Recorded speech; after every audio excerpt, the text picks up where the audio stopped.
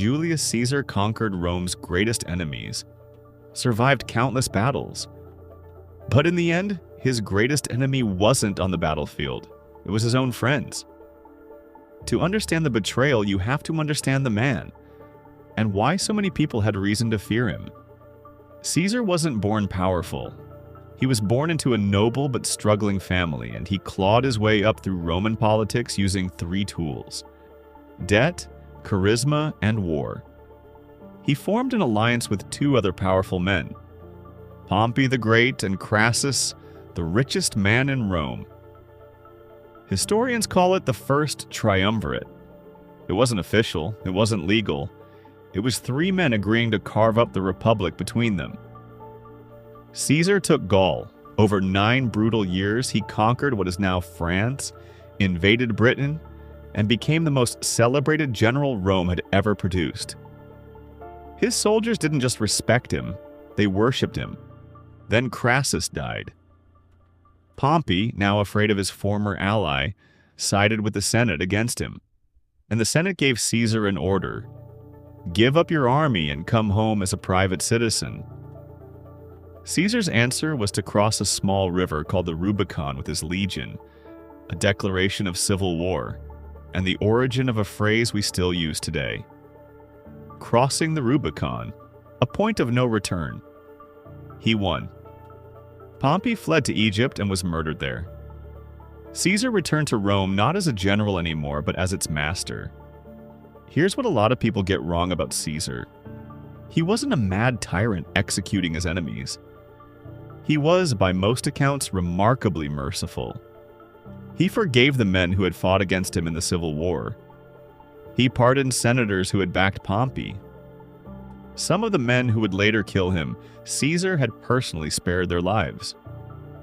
But mercy didn't erase the fear, because while Caesar was being generous, he was also accumulating titles no Roman had held in centuries. Dictator for 10 years. Then, in early 44 BC, dictator for life. To modern ears, dictator sounds sinister by default, but in Rome it had been an official, temporary emergency office.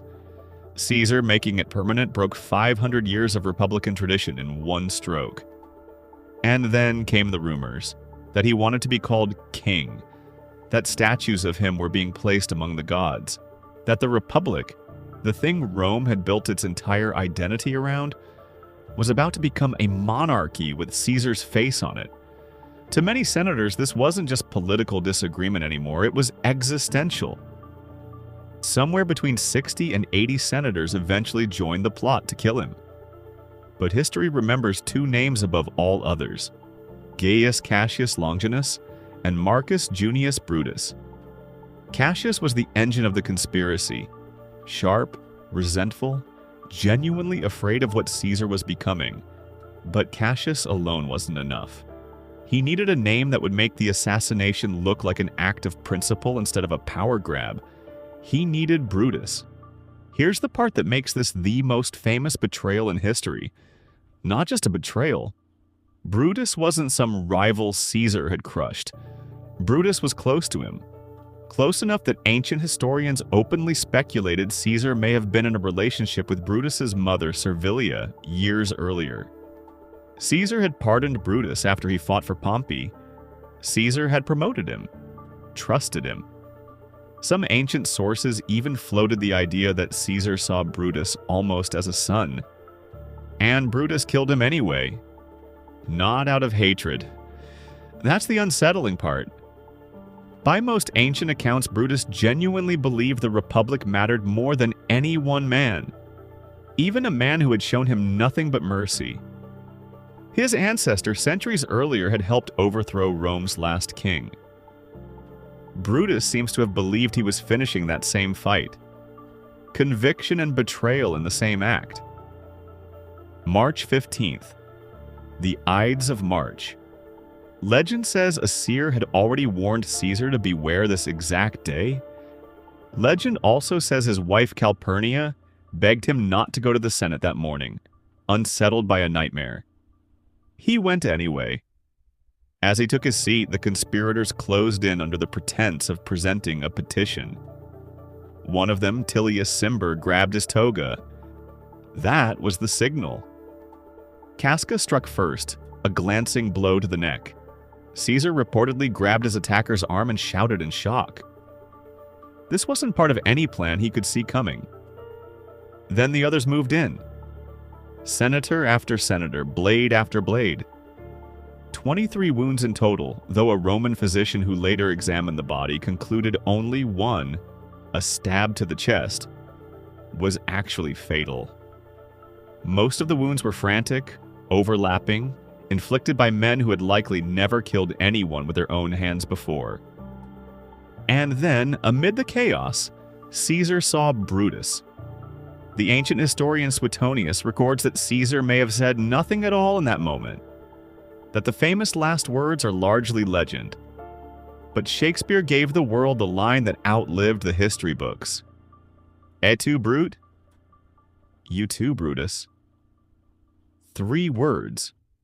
Or maybe 0 words, historically.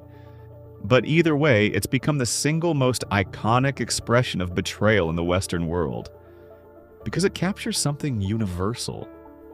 It's not the wound from an enemy that breaks you. It's the wound from someone you loved. Caesar reportedly stopped resisting the moment he saw Brutus among his attackers, and fell at the base of a statue of his old rival, Pompey. Here's the final twist.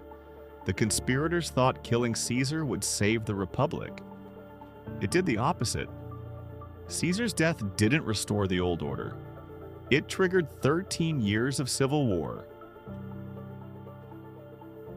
2,000 years later, et tu, Brute, is still the phrase we reach for when someone close to us turns on us. Not a stranger's knife, a friend's. That's why this story has survived every retelling, from Shakespeare's stage to 100 documentaries since. It isn't really about ancient Rome. It's about what happens when trust becomes the sharpest weapon in the room. If you enjoyed this story, subscribe for more deep dives into history's greatest betrayals.